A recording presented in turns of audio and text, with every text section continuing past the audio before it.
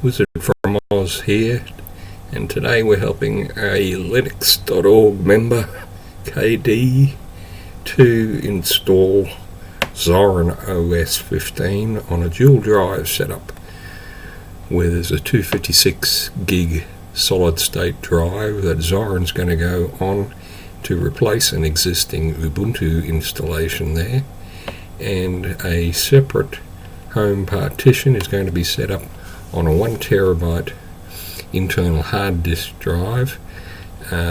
It'll have the whole space there for storage of data, and all of this is being done under UEFI conditions.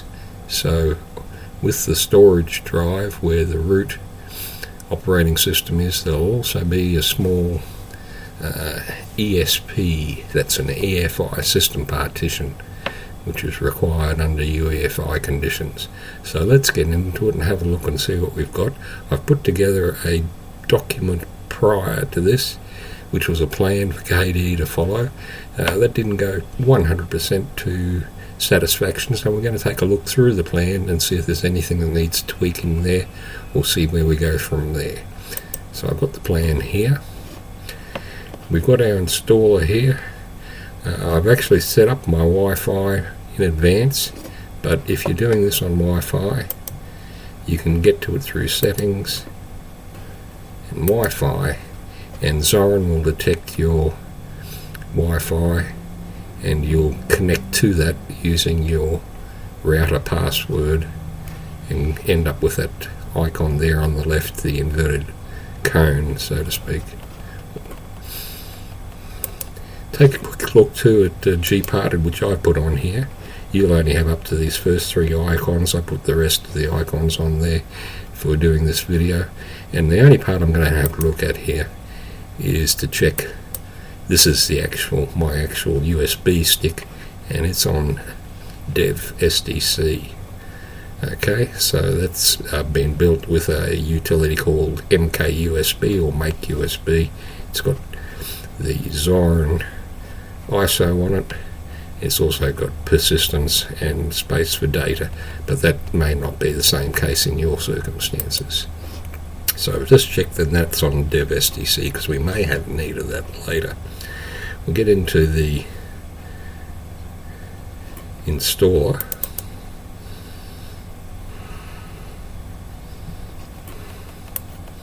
Put that down here. And we've got English, continue.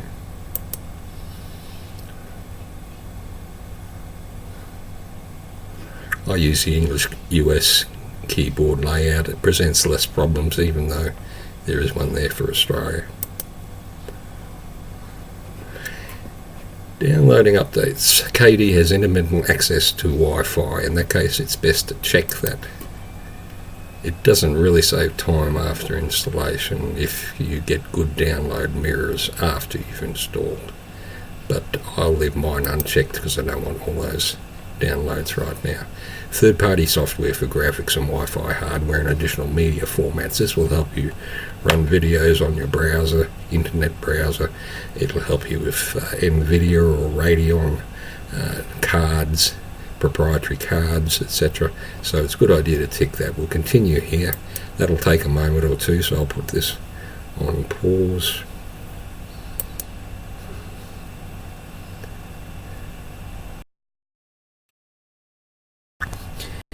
And we can either, it's detected other operating systems, in this case the Ubuntu that KD has been using. If you have Windows, it will have detected Windows. You can either erase the disk and install it entirely in its place. You'd lose any documents if you haven't backed them up. And if you choose that choice, don't encrypt. Don't use LVM unless you know what they're about. It's a waste of time and space and you'll have problems with it. But I'm not going to erase it. I'm going to use something else, which I always use, gives me more control over partitions. And continue.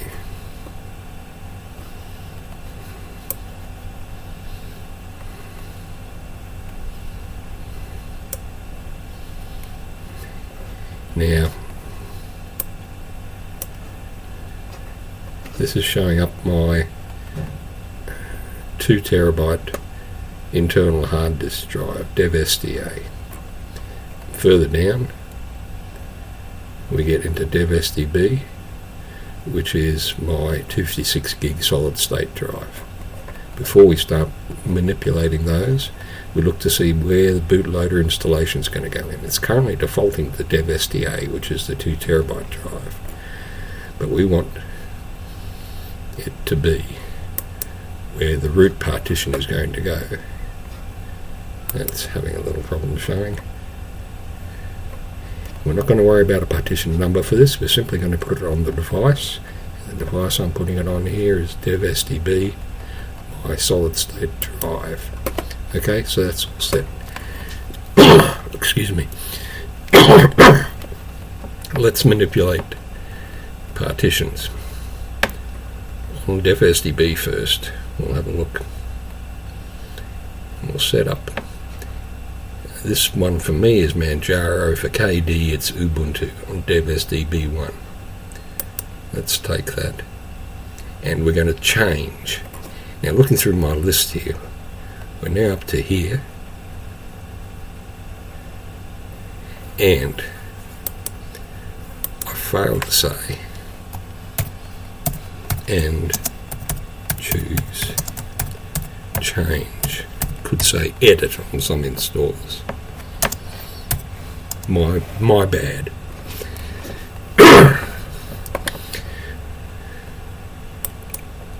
So we're going to change, and what we're going to do with that is have a look here.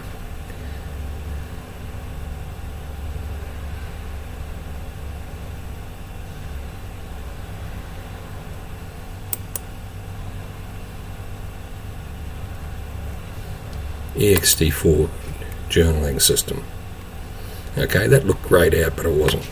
That was up the top there, ext4 journaling system. Size I'm keeping the same. Format the partition. When we format it, we get mount points. Now, it's this one here, a lot of people miss this. It's just a /, but the / means it's your root operating system, and that's what we choose here. So we OK that. Takes a moment to reflect the changes. We're back on here, and we see it's got the check mark there, and this is going to be root, mounted at root. Okay. The other one I need to attend to on this drive is my EFI system partition. Now, at the moment that's set up as EFI, 537 megabytes. And we're just going to look through change in case we need to change anything. We're using is the EFI system partition. Now, in KD's case, that EFI system partition was already there, also a dev SDB2, and so KD would be best to choose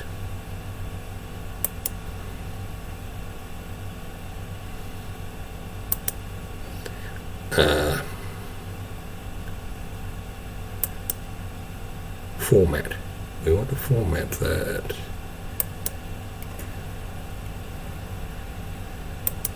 Right.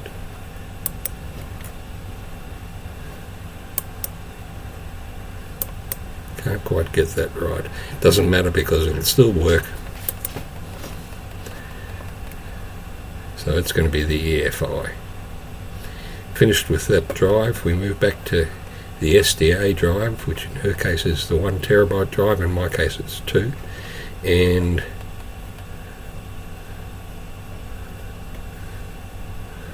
what I'm going to be doing is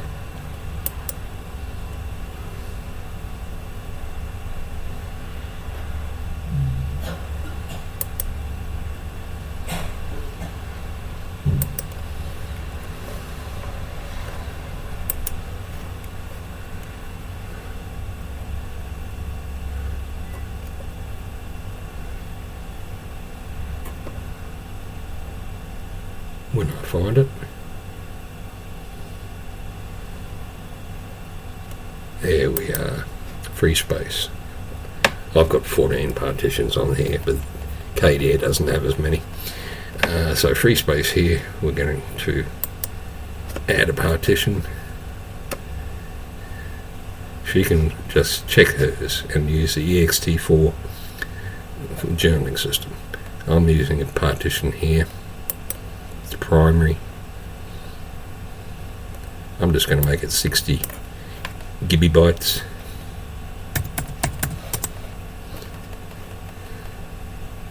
ext4 mount point is going to be home, and I OK that. This will take a moment to change.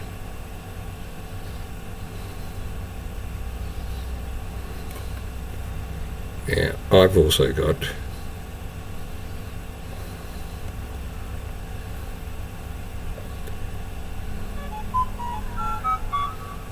on there, that drive, another EFI system partition, which I don't want to use, so I'll change that as in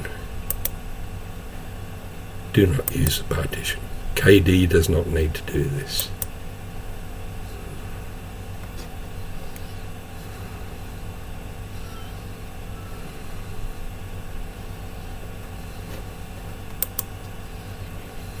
Alright, now we're ready to install now, and this is going to commit the changes. So we're up to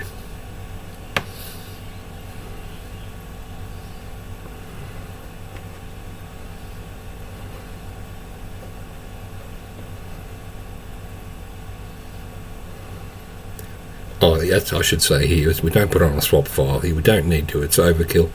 Zorin puts on its own utility called ZSwap, and it's not Zorin's, but it's used on Zorin, and they also put on a swap file. KD's got 32 gigabyte of RAM, does not need swap. If you need to put on swap later, you can. Other than that, it's a waste of time and space.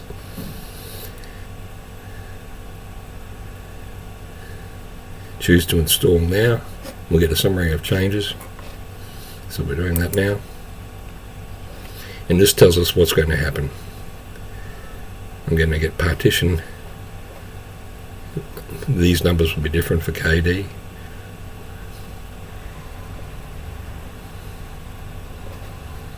Continue.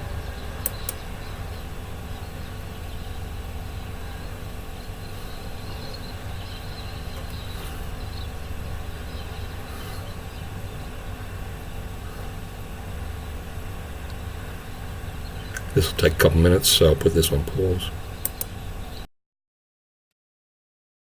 You'll be in around this area. I'm going here to Brisbane.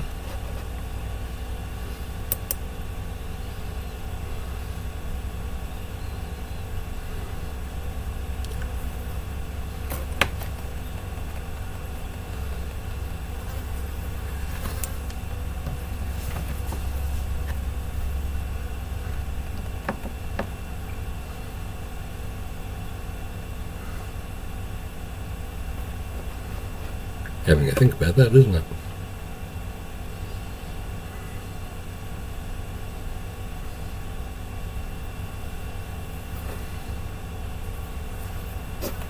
Right.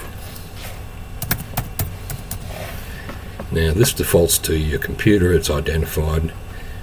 I like to have something meaningful there. So it's going to be for me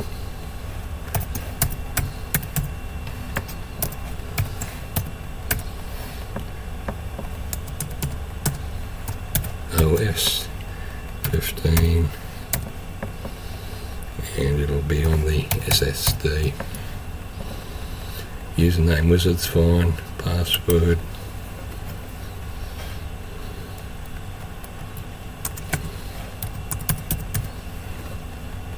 Type password again to confirm. Don't log in automatically, require a password to log in. Continue. Now we're into the actual install itself, and this will take a few minutes. Now if you're interested in seeing what sort of thing goes on, you just click that installing system and it drops down. You can't expand this out, so you need to get this. You have to have good eyesight. It gives you a progress indicator of what sort of things are happening with the computer, how many files, how long they take in different chapters for that progress indicator to head down to complete. Don't skip anything. If this is as exciting as watching paint dry, just click that again and put that there. This will take a couple of minutes. Pause.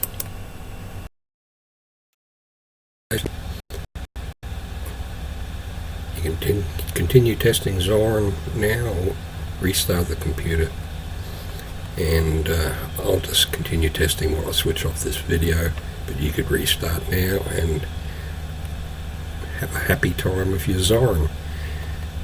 That's all for now. We'll see you around, or come and see us at linux.org.